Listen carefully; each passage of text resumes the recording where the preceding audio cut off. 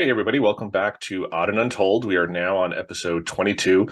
And before I really get into the spooky stuff today, I just wanted to take a few moments to say a few things. For one, you may have noticed a new intro song. That is a song called Moonlight by a band called Riversend. And it is sung by one of last week's guests, Olivia Horovitz, and beautiful voice. And she and her boyfriend Mitch were just so generous enough to let me use this song. So it's still going to be the intro, little snippet for the intro, and then the whole outro is going to be the full song. So please give it a listen. It's an awesome song, just spooky and really appropriate for the podcast. And I love it. And I love that they're letting me use it. So Olivia, Mitch, thank you so much, guys, for allowing me to use your song for as long as you'll let me use it for, because I think it's so cool. And it's still stuck in my head. Great song.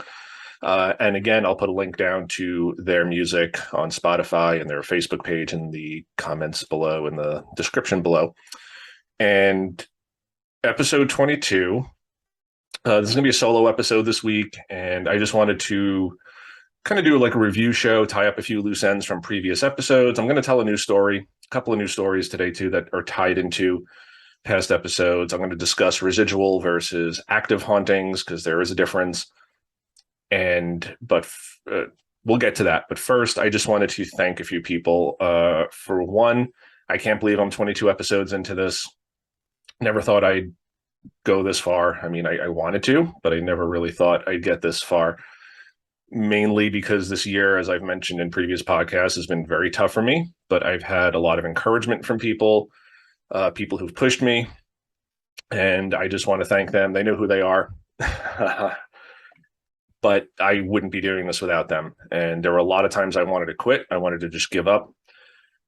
And there were times I felt like I couldn't really do this, but I was encouraged and I did it and I pushed through. And here I am still, doing this podcast, and I'm in episode 22. I want to thank some people specifically, in no particular order, because you're all important to me. So to start, I just want to thank my audience, because you guys have been great. I've gotten such great feedback. More people are listening at this point than I ever thought would. I thought it would be like my mom and dad and my son and maybe a few other people, 5, 6 people. But the episodes are getting lots of views on YouTube, lots of plays on the podcast platforms, and that is amazing. So thank you all. I can't go through all of you. I know many of you who were listening, but there's just so many of you, and I don't want to miss anybody. So if you're listening right now, if you've been listening, thank you so much. I really appreciate it, because the feedback is great, and I just love knowing that I'm being supported. And that's so important when being a creator of anything, music, podcasts, blogs, whatever you do. You want to be supported by family, friends, and strangers, and I've met a lot of cool people through doing this, who've helped me out, given me great feedback. So thank you all for listening. I also want to thank all my wonderful guests over the months, sorry, not years. It feels like years, but it's only been a few months. Seth Breedlove, thank you, my friend. You've just been such an influence in my life, and I love your films. I asked Seth to be on my first episode, not thinking he'd agree. Not that he wouldn't want to come on, but I figured he's going to be so busy. He's going to tell me, hey, can we schedule something for 6 months from now, 8 months from now? But I asked for the first episode, and he graciously and generously agreed. And we spoke for like 2 hours, and it was phenomenal. And it really helped launch my channel. And I will never forget his generosity. He's just a good guy, and we don't agree on everything. We don't need to, we kind of talked about that in the first episode, but I think there's a mutual respect there. And again, I love his films, and I love that he made himself available to be on my first podcast. And I never imagined that. I never dreamt of it. So Seth, thank you. My frequent co-hosts and partners, Josh Diaz, Scott Perry, thank you guys. You're always there for me in a pinch. I had a guest bail on me once, and these two guys just jumped right in. They're just awesome to talk to. They got really interesting perspectives, very different perspectives, but there's nothing wrong with different. I love hearing everyone's perspective, and they're just very smart guys, very cool guys. These are guys I trust, with my life in the woods. I trust them with their opinions. I trust them with everything. Just fast friends, great friends. So thank you guys. You're always there for me. And I just always appreciate everything you do for me. So thank you. I'm looking at some notes here just because I don't want to forget people and I'm getting a little older. So my buddy John, he's been on the show twice now already, and he's had some of the most popular episodes, a lot of feedback for John's stories. And we just go back to when we were like 13. So 35 years of history between us now. We've been to hell and back, had a lot of experiences together, paranormal and otherwise. He is my friend. He's my brother. He is my platonic soulmate. We are just connected and just great friends. And again, he's another one who's always there for me when I need him. So John, thank you for coming on the podcast. Other people, Ethan, he was great. He had an awesome story. We played in a band before. So Ethan is just awesome. And it was great to reconnect with him because I hadn't spoken to him in a few years through social media. Yes, but not like face to face. Courtney Maroc from Haunt John, same thing. We've known each other for a long time, 12, 13 years. And we've never actually spoken live. It's always been Facebook messages or emails or commenting on each other's social media. So it was really nice to just sit down with her and talk to her. And I do hope to have her on again because she's just a bundle of joy. And I love talking to her. And we're just, again, sort of like platonic soulmates in how we feel about the paranormal and our passion for it. So Courtney, thank you. Other guests I want to thank, Mike Fomelant, Greg Walter, author, just great people. Last week's guests, Olivia, Paula, and Rachel. So much fun with you guys last week. And I do want to maybe touch a little bit on the story that Rachel and I shared because we didn't really get into it and it was weird and I couldn't really articulate what I was experiencing. I don't know if she could either. And that's not because we're not smart. It's just because it was a weird experience and it's hard to articulate. So I may get into that a little bit today too. I'm going to give a shout out to some other podcasts because I think, again, it's important to support one another. So the first one is Spooky Island Radio. He's great. Awesome podcast. I was listening to a lot of his stuff on Halloween. Just creepy. He's got a cool way of telling stories and the crackling fire in the background and for some of his Halloween stories. So follow him. I'm going to put links to both of these guys down in the description below. The other one is Van's World Podcast. And he's also awesome. He's got a very rational and well thought out approach to paranormal stories. And he does his research and he's got really interesting perspectives on things. And a lot of times it's debunking. So some people don't like that, but I'm always a fan of that. I think it's more important to know the truth than to want to believe something. And we all want to believe in UFOs and ghosts and Bigfoot. But if there are holes in a story, you got to know what they are. And Van's World does that. And he's great, very methodical, very, you listen to it and there's stuff that you may believe. And at the end of it, you're going to say, maybe not so much anymore. So great podcast. Again, I'm going to put a link to both of those guys, Spooky Island Radio, Van's World's podcast, in the description below so you guys can find them. Please check them out. Give them a follow on Instagram. Follow them on your favorite podcast platforms because they're really cool guys and they do some awesome stuff. And follow everybody I mentioned here, Mike Fomelant, Courtney Maroc, Greg Walter. I'm going to put links to all these people down there because I do appreciate everybody because without guests, it's just me talking and no one in their right mind wants to hear that for an hour every week. Maybe one or two of you out there, weirdos. But I do thank the guests for coming on. So my guests, my audience, everybody who's encouraged me, you all know who you are. Thank you so much. We're going to get into the spooky stuff now. So one thing I wanted to get back to was the animal ghosts, and that was a couple of episodes back. Again, I'll put the link below. And I was talking to my buddy John, and he was mentioning how he was staying in the guest room of my old Brooklyn apartment. And one thing we didn't mention, which my father brought up, was that my grandparents did used to have a dog. So John and I had mentioned that at this point, I had not had a dog in the apartment at the time. The one dog we did have was living with my parents at that time. So she was alive and well. So not a ghost of a living dog. But my grandparents did have a dog, a Dalmatian named Cindy, who died when I was young, probably 4 or 5 years old. So dead a long time. And John had said that he had heard one night while staying in the guest room, sniffing at the threshold of the door. The door was closed, but he heard sniffing and kind of saw the light being broken at the little crack at the bottom of the door coming from the hallway, like there was an animal out there kind of scurrying back and forth. Cindy was a big dog. She was a Dalmatian, a full Dalmatian. So a very big dog. And I had never had any sort of animal ghost experiences with her. And I've lived in that building since I was 8. So a long time. Never had that experience of the sniffing under the door, never had the experience of like the feet. So I did want to mention that because it was an important point that was not mentioned, but I did want to mention it because it could be Cindy. It could be Cindy, a dog sniffing under the door. It could have been just, Cindy was used to me if it's her ghost. And here comes John and his girlfriend, and she's not familiar with them, and she's just checking them out like any good dog would. So I thought that was interesting. It was on my mind while we were recording the podcast, but as I said, so many things come up during the podcast, and I always have this nervous energy. I'm always forgetting stuff, which is why I have notes now for today's podcast, because I have it all up here in my head, and then when I start recording, half the stuff gets forgotten. So I did want to mention that. My dad brought that up smartly, because that is something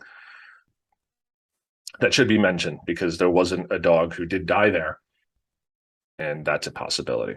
So I wanted to talk about one more animal story, and this one is concerning my dog Belle, who my first wife and I had owned. She was a little Shih Tzu, a little white Shih Tzu, very calm. She was a very calm dog. She never barked. She was never really afraid of anything. She was very affectionate. She was a total lap dog. If I sat down, she was in my lap. If I laid down on the bed, she was on my lap or right next to me. Like, she had to have that contact. So she was always with me. Very cute dog, very sweet. Loved everybody. Never barked, never growled. I mean, sometimes small dogs are yippy and they growl, and they kind of have to like have that Napoleon complex, and they have to sort of assert their dominance. And she was never like that. She was always very calm. The only time she'd get aggressive is if I played with her, and she knew it was playtime, and that was, we'd tug on a rope, or we just kind of like I'd very lightly wrestle with her, and she loved it. And she would kind of bite me, but never hard enough to hurt me or break skin. It was just enough where she could kind of like play back with me. So it was very cute. Never growled, never barked. Like I said, just a very quiet dog. There was one night, it was one weekend. I think my wife at the time had gone away, probably to stay at her parents' or a friend's house. I forget which it was. I know I was just alone with Belle, and our bedroom was towards the back of the house. The windows in the bedroom kind of faced out into the backyard. So we were at the extreme back of the house, and laying in bed one night. It was probably 12:30, 1 in the morning. Had the TV on, volume probably very, very low. My grandparents lived downstairs, and a lot of times I would just lay in bed and read. And I just liked having the TV on in the background. And she's laying on the bed next to me, as she always did. And suddenly she just jumps up and she starts growling, facing the apartment door, which I had said in previous episodes was always closed, but it had a sort of a translucent glass. And if the hallway light was on, you could see people moving around. This night, the hallway light was off, because I would tend to turn it off at night. I just didn't want to tempt fate and see any shadows out there. So the light was, usually off at that point in my living there, because my bedroom faced that door. The old bedroom we had was in a separate room, so I would leave the light on for my grandparents. But at a certain point, I knew they weren't coming up anymore in the middle of the night, and I just didn't want to see anything out in the hallway. Adult who was scared of that. So anyway, Belle starts growling, and she wouldn't get off the bed. She just kind of sat up and is just guttural growling at the door as if she saw something. So I'm trying to calm her down, and I know if she knew my grandparents well, she would not be barking at them. My ex-wife was gone for the weekend. I knew she wasn't coming home at 1 in the morning. I thought maybe my brother or one of his friends came up, but again, Belle was not a growler. She would not growl at anybody. So I decided to go investigate. And of course, I get up, I unlock the door, I'm looking, all the lights are out, there's nobody there. She didn't follow me. And like I said earlier, she was kind of always at my side. If I jumped up to do something, she'd follow me because maybe there's food or maybe we're going to play or whatever. She was just very attached to me. And I got up and went across the apartment, opened the door, went out in the hallway, and she would not get off the bed. And I was calling her and I'm like, come on, Belle, come on, come see, there's nobody here. And she would not get off the bed. She just growling. And she would kind of do this thing with her paws where she was kind of anxious and she'd growl and very weird, very strange. And there was nobody there. I checked the front bedrooms. There was nobody there. I checked downstairs. My grandparents were asleep, like their doors were closed, the lights were out, no evidence of activity.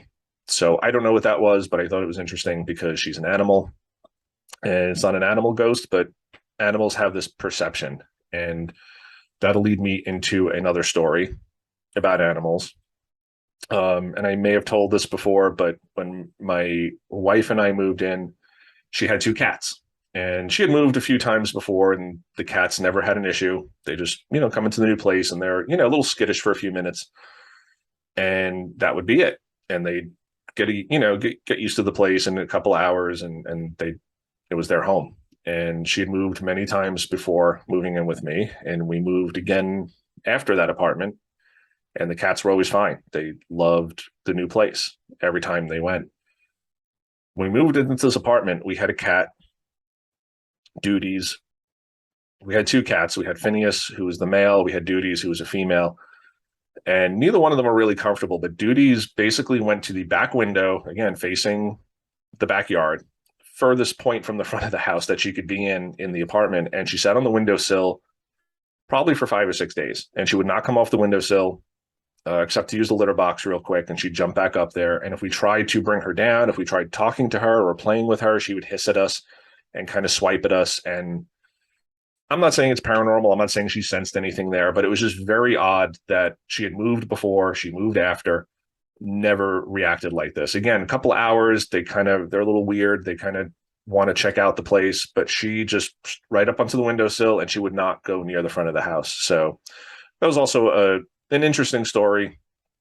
I don't know what to make of it. I don't know why this one particular apartment would affect her that way, where she would just want to be almost as far away from the front of the apartment as possible. She would not get down off the windowsill.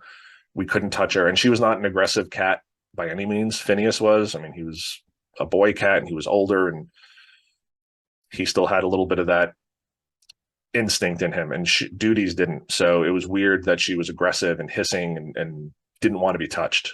And it took 5 or 6 days before she would kind of come down off the windowsill and she was okay. So something to consider. Animals, we've talked about that. I talked about this with Scott, children, animals, do they have this perception? Do they know if there's something there that we don't see? So interesting stuff. Wanted to mention that. Let me check my notes. So yeah, I did want to talk more about residual hauntings and active hauntings. A lot of people don't realize there's a difference, and I've kind of mentioned this in passing in previous episodes. An active haunting is typically described as something where when you see like on Ghost Hunters or these TV shows, or when people ask a question and they get a response, there's something active there sort of interacting with you. If you say, can you knock on the wall? And you hear the knock. If you ask a question with your recorder and you play it back later and there's a response, an appropriate response, that would be considered an active haunting. It's something that is actively there, that seems to respond to you and have a will of its own and a mind of its own and can willingly respond. On the flip side of that, you have what are called residual hauntings, which seem to happen regardless of anybody's input or stimulus to say, hey, are you there? And examples of this can be just footsteps. It could be noises. It could be apparitions kind of walking through a wall that don't seem to notice you, which people have reported as well. But generally it's noises, it's smells. Sometimes, people report, oh, I smelled my grandfather's cologne, and he's been dead for 10 years, but it was very clear. I walked into a room in my house or a house that he owned and I smelled it, Is it just the cologne in the air or in the wood? Possibly. But people will hear sounds, people will report things that just seem to happen regardless of us looking for them or interacting with them. It's almost like a tape being played back. And I'll get more into that in a second as to a theory behind what residual hauntings are. But I wanted to talk, I was talking to somebody last week about this, and I said, "Oh, I could have mentioned this on the podcast because it's an interesting story." And again, really mainly because there was someone else who witnessed this with me. If I was by myself, I would have chalked this up to muscle memory or just uh, psychological expectation. So, as I said, my grandparents lived on the first floor apartment, and my wife and I lived on the second floor apartment. And when they were alive, their kitchen was kind of right below our living room slash bedroom, like right above. So they would have their morning breakfast and coffee and lunch. And I mean, any meal they had, they would sit at this table, the table, which is now sitting in my apartment.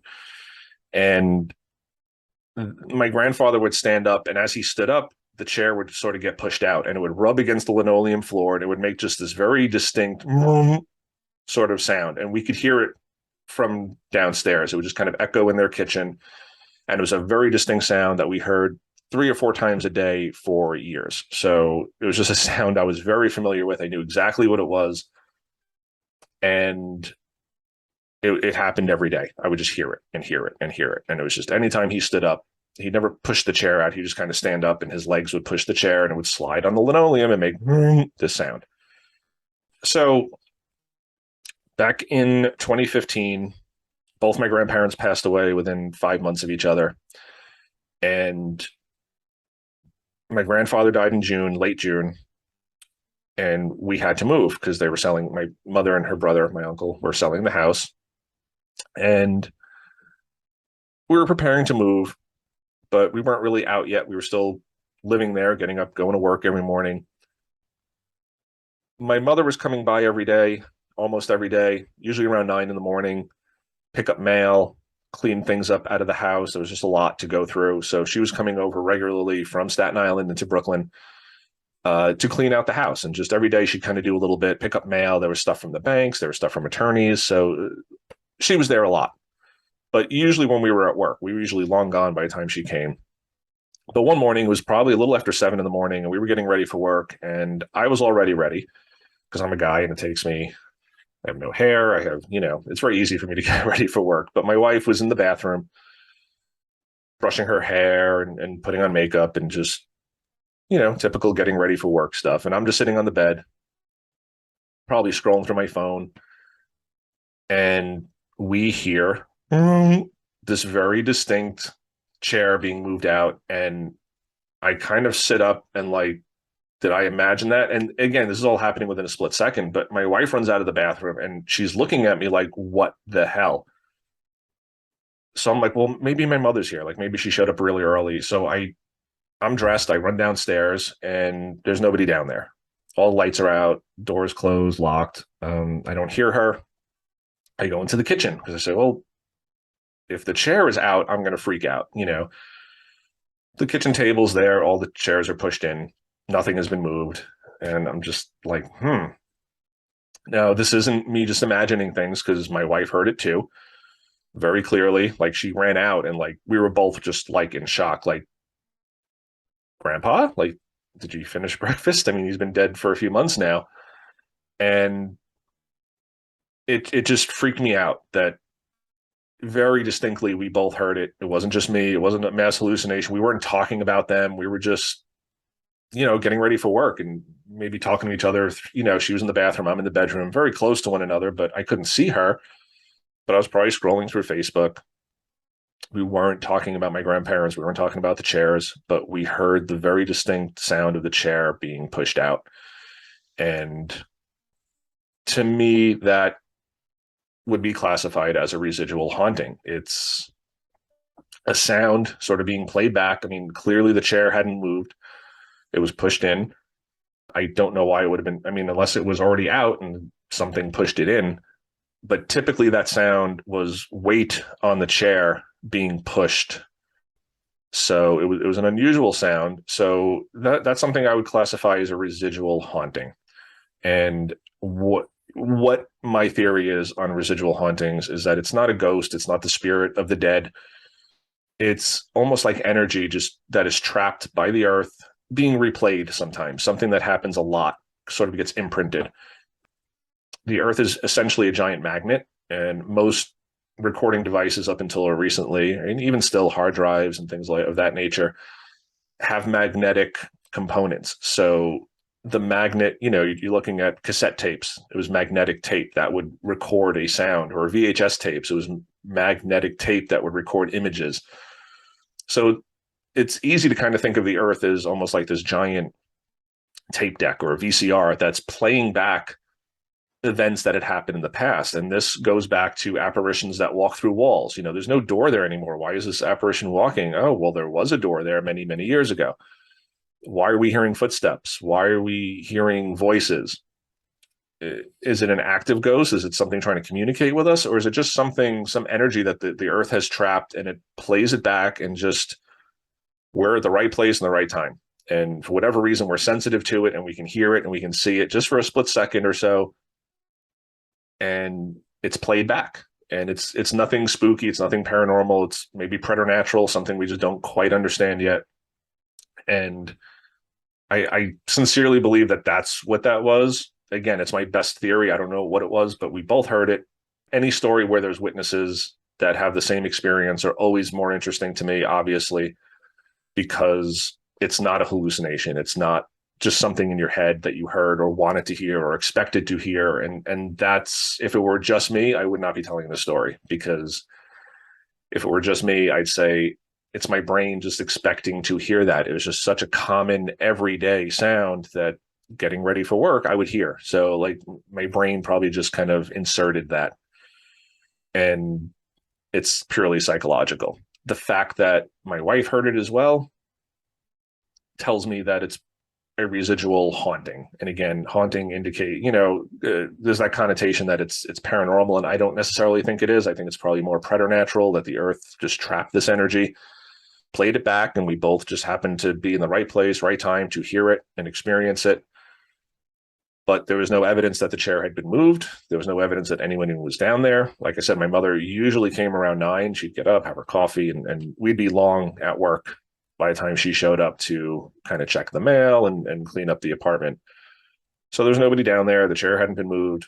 To me, that's a residual haunting. So just a not a crazy story, nothing sensational about it, just a sound, a very familiar sound that should not have happened, that was experienced by 2 people at the same exact time, because we both heard it, and she ran out of the bathroom with this look on her face like, holy shit, what, like, who's down there? Or is that your grandfather standing up? So Grandpa, if that was you, thanks for visiting.